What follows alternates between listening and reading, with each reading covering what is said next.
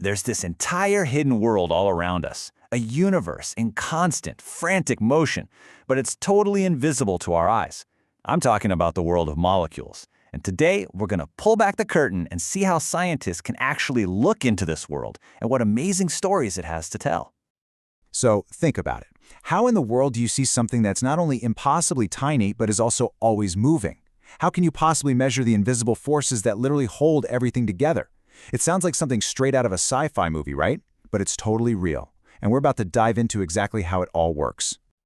All right, so here's our game plan. First, we'll check out this molecular dance. Then we'll get into how scientists model it. Think bonds and springs. After that, we'll cover the rules for how these molecules absorb light. That'll lead us to how we can read a molecule's unique signature. And finally, we'll connect it all back to the real world, from the lab to your life. Okay, first up, the unseen molecular dance. So let's dive right in. What are we even talking about when we say molecules are dancing? Okay, so whatever you remember from chemistry class, those little static ball and stick models, just, toss that image out for a second. The reality is so much cooler. It's this non-stop, chaotic, but kind of beautiful dance.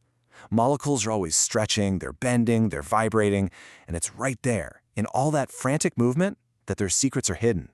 And our key to unlocking them, it's a specific kind of light, infrared light. But how do you even begin to make sense of all that motion? Well, scientists came up with a really clever analogy. It's all about thinking about bonds, springs, and, the difference between a perfect idea and messy reality. Let's keep it simple to start. We'll look at what's called a diatomic molecule. It's just two atoms, that's it, held together by a chemical bond. And the easiest way to picture this? Just imagine two balls connected by a spring. Seriously, this little balls on a spring idea is the key to understanding pretty much everything that follows.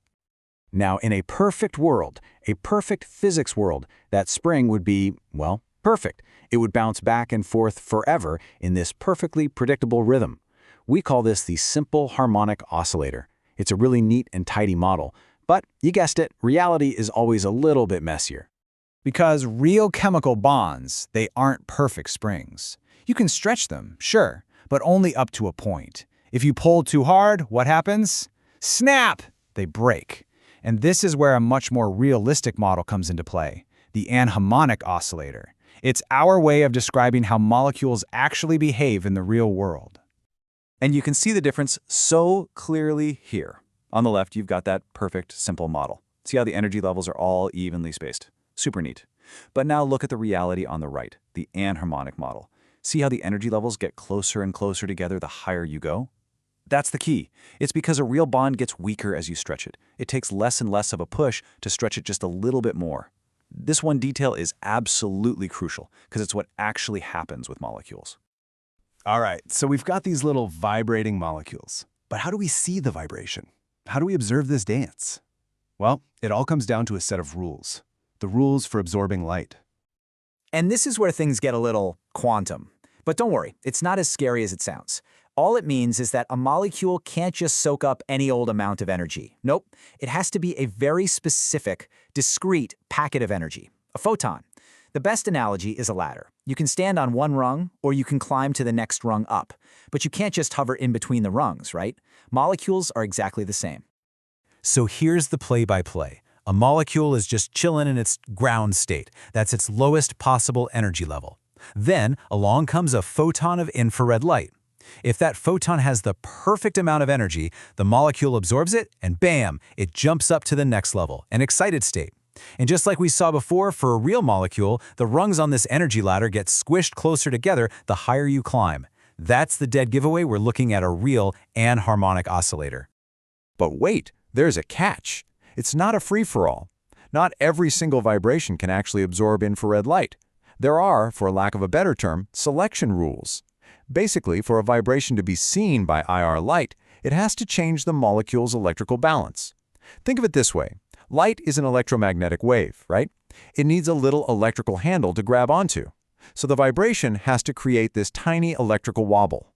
If it doesn't, the light just passes right on by. And it's this super specific requirement that makes the whole technique so incredibly precise. Okay, so molecules absorb very specific frequencies of light. Got it. But how do we turn that into something, useful, something we can actually read. This is where we learn to read a molecule's signature. Just imagine this for a second. You take a whole rainbow of infrared light and you shine it right through a sample. Inside that sample, all the molecules are acting like tiny, super picky filters. Each one just snatches up the one specific frequency of light that perfectly matches its own personal vibration. So the light that makes it out the other side, it's a rainbow with a bunch of very specific colors missing. It's got these gaps in it. And those gaps, that's the story we want to read. This is exactly why you'll hear scientists say an IR spectrum is like a molecule's unique fingerprint. But instead of being written in ink, it's written in light. That pattern of missing light, of absorbed frequencies, is completely unique to that one molecule's structure. It's a one-of-a-kind identifier. No two different molecules will ever have the same IR fingerprint. Ever. And this is what that fingerprint actually looks like. It's a simple graph called a spectrum. Each of those big dips or peaks points to a specific type of bond that's vibrating. Say a carbon-oxygen bond vibrating in a certain way.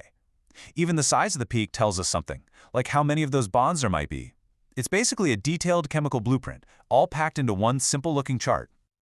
Okay, this is all super cool lab stuff. But what about the real world? What does it actually mean for us? Well, this is where it gets really interesting. So, why should you care about a molecule's fingerprint? What's the big deal? Where is this technology actually being used right now to make a real difference in our lives? Turns out, the applications are pretty much everywhere. We're talking about detecting tiny amounts of pollutants in our air and water, making sure the food on your plate is safe and what it claims to be. It's used in forensics to analyze evidence from crime scenes. Heck, it's even used to look at priceless paintings and ancient artifacts without damaging them. It's this incredibly powerful, versatile tool that is quietly working behind the scenes, shaping our world. So there you have it. It's a technique that lets us read the hidden stories written inside molecules. And it really makes you think, doesn't it? What other invisible stories are out there, all around us, just waiting for us to find the right kind of light to read them?